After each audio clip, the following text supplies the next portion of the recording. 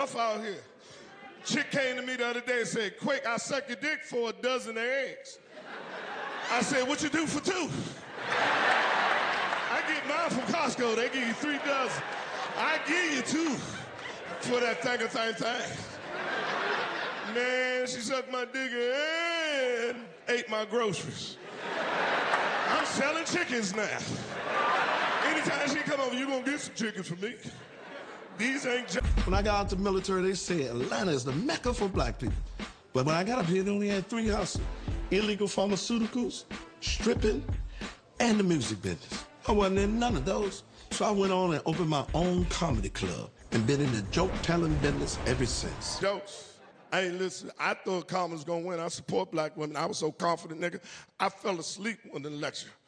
Woke up the next morning and looked at the map. I said, "Who shot America?" Did she win any votes? Did you count my vote?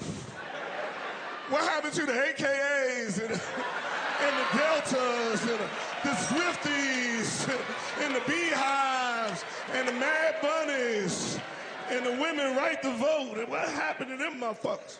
Trump whooped all their ass. Whooped all ass. You know what? I do a lot of goddamn interviews. You know, because all these people coming back making these accusations. One dude came to me, the reporter, said, "Quake, do you feel any woman in your past gonna come back and say that you took advantage of them or something?" I said, "Hell no." He said, "Damn, you said that shit with confident." I said, "I'm very confident." He said, "Why are you confident?" "I'm confident because I pay for all my pussy. Every piece of it. I earn every pussy. I ain't never got no free pussy. I had to walk them home from school. I had to do all that shit, help them with their homework, raise another man's child. I earned all my pussy. These ain't jokes. These ain't jokes. We got a new president now. He ain't playing. You know who he is. Mr. Charlie. White boy Hotcha. He ain't playing at all, motherfucker. He is not playing. Where my Latinos at? Damn, only 2? Something threw your ass out here quick. I was in Portland, man, and I go to Portland. And when I go to Portland, I'm surprised because I have never seen so many struggling white people in my life. Just laying homeless on the ground, just like it's sofas or they at the Ritz-Carlton. I'm just stepping over them. Look at God. I thought it just was us. It was like New Jack City, man. I'm telling you, the Carver, they was all on drugs and just good white folks. You could just tell they had mothers and fathers and dreams. One white homeless dude came to me and said, "Brother, can you spare $1?" I said, "Absolutely not. You fight for crime's sake. Shake it off. Pull yourself up from your bootstrap. All you need is a shower and a suit, and you'll be my supervisor by tomorrow." These ain't jokes. I'm telling you, that's how it is. To myself, we still dying of illness they done already cured for. And it's the scariest shit in the world, because certain people, you know something wrong with your body, but you don't go. See, me personally, I would hate for something to be wrong with my damn body, and I never, ever do nothing about it. And then I just let it go and go, and then finally be rushed to the hospital, and the doctor like, "Ooh, if you'd have got here 3 weeks ago, that shit was just in your ear. Where's that now? In your foot. How long I got? Tomorrow." It's the scariest shit in the world. I get a physical every year. This year was no different. Doctor came in. I said, "How I'm doing, doc?" He said, "I got your lab result back. Everything is looking good. You just have one minor discrepancy." I said, "What's that?" He said, "Your PSA is high." I said, "What's that?" He said, "That's an indicator of your prostate. You being a black man, prostate cancer is prevalent in your community. What I need you to do is go back and see the reception, make another appointment, come back. I'm going to do a prostate exam along with your physical. I'm running behind about a month and a half. I should be able to get to see you then." I'm like, "Fuck that, nigga. We doing this shit today. I got Obamacare, nigga. Put that shit on the bill. Let's run that shit up before that Republican care comes." He said, "You want to do it today?" I said, "Yeah, I want to do it today." So I started rolling up my sleeves.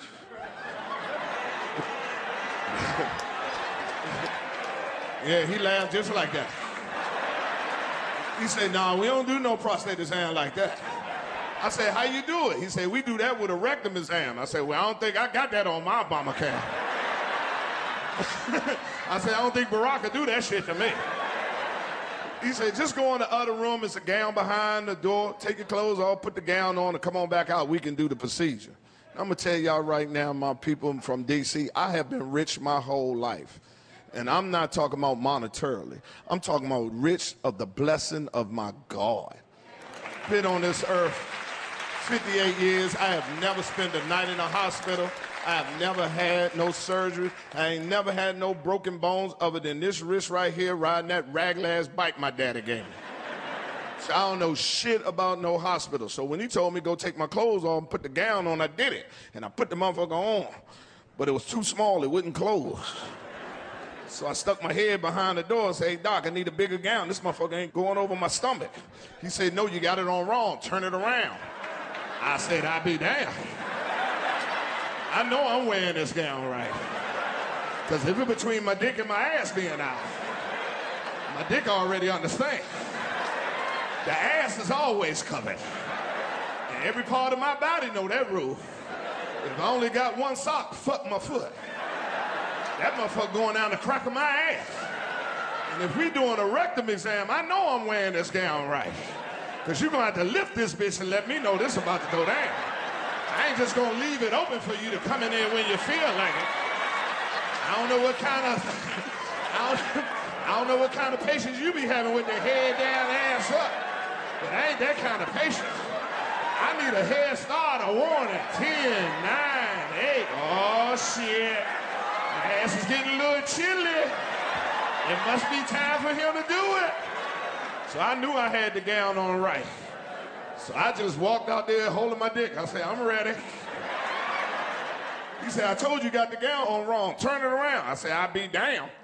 He said, "Fuck it, just bend down and look over there." I said, "I don't like how you said that. You need to take that bass out your voice. You're a little too angry to be fucking with my ass right now. I think we need to reschedule this appointment. And if you're going to keep arguing like this with me, I need to put my drawers on. I don't like to argue with no nigga I ain't got no drawers on.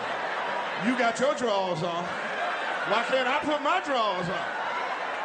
So I went on and bent back over. "Come on, let's get this bullshit over with." This nigga gonna say, "Stay still." I said, "Shit. You better hit this motherfucker while it's moving. I told you I'm scared. My leg is shaking because I'm afraid." So I looked over my shoulder. This motherfucker put gel on 3 fingers. I jumped the fuck up. He's like, "What's wrong?" I said, "Let me see what finger you're gonna use." "Oh, you ain't using that finger with that fucked up knuckle. I wish you would try to put that big ass knuckle in my ass, that football knuckle you got. I ought to whoop your ass for trying to put that motherfucker on. Your pinky you got should be able to find what you're looking for. I ought to whoop your ass, Doc. I'm gonna ask you one more time. Are you sure this the only way you can check my prostate? Because if I go home and I Google and I find this another test, I'm gonna come back here and whoop your motherfucking ass in front of all this equipment." So I went on and bent back over. "Come on, let's get this bullshit over with." He lifted up my gown. I say, "Oh, shit. It's about to go down." And he lifted it up and he broke me off. I'm like, "Ooh, goddamn." He said, "Don't worry, it ain't gonna take long." I said, "You ain't got long. Hurry up and find what you're looking for." He kept moving his finger in and out my ass. I said, "Fuck it, take your finger out my ass. If I got prostate cancer, leave it in there.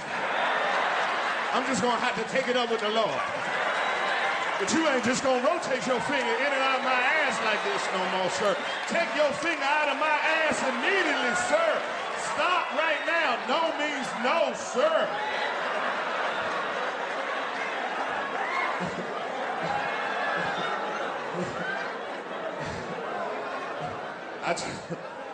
I got up, nigga, try to fix my goddamn gown.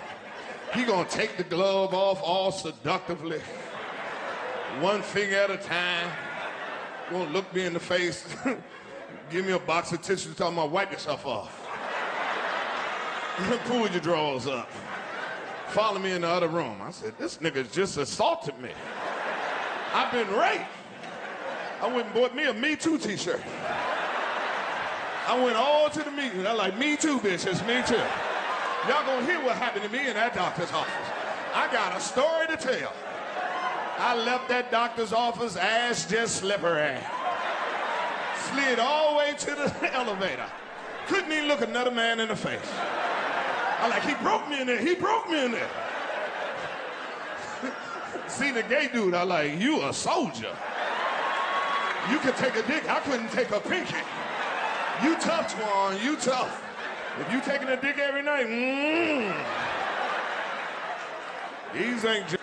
When I read the indictment, sexual assault and sexual trafficking, that's the one that got me. It said sex trafficking mean you went to another state to have sex. I'm like, oh shit. I'm a sex trafficker. I've been sex trafficking all my life. I gotta turn myself in. These ain't jokes. I could never go over another woman's house in another state that wasn't my woman and sleep over her house. I don't do away games. Home field advantage or neutral site. Ain't no way I could ever do that shit. All you men, sit down there and go over and stay over another woman's house, sleeping, and it ain't your woman, you got nuts. Fuck around and fall asleep, her last boy. You know the rule, nigga, one nigga in, one nigga out. Goddamn Puffy got his ass. That sexual assault is there. They trying to get smoky. I'm so glad my mama ain't allowed to see this shit. She be in court every day, not my smoking. Look at his eyes. He don't have to take no pussy. Look at that smoke. Y'all better not laugh. This is a text run for our ass. We next. I ain't lying to you, we fucking next. You gonna go see your boy, what Tyrone at? Man, Trump done send that nigga to Nicaragua. He said all real niggas gotta go to Nicaragua. If you a real nigga, you going to Nicaragua. He ain't fuck with me, I'm African American. Trump a bad motherfucker, dog. I wanna say this from the bottom of my heart. I think I speak for all black people. Good luck. That white man looking for you. You're hot right now. Split up. This ain't the time to be riding 6, 7 deep in a pickup truck. You gonna throw your ass up out of here. You don't know this white man like I do. Stay away from Home Depot. Don't pick up no lawnmower, don't move no refrigerator, don't you do none of that shit. That white man looking for you. And don't sell no fruit on the side of the road. He know goddamn well you don't get all that fruit for $5. And sell American food. Don't fuck with no tacos, enchiladas, none of that shit. And if you're gonna sell American food, make sure your ass know the condiments that go on it. Mayonnaise don't go on corn on the cob. Butter, salt, and pepper. These ain't jokes.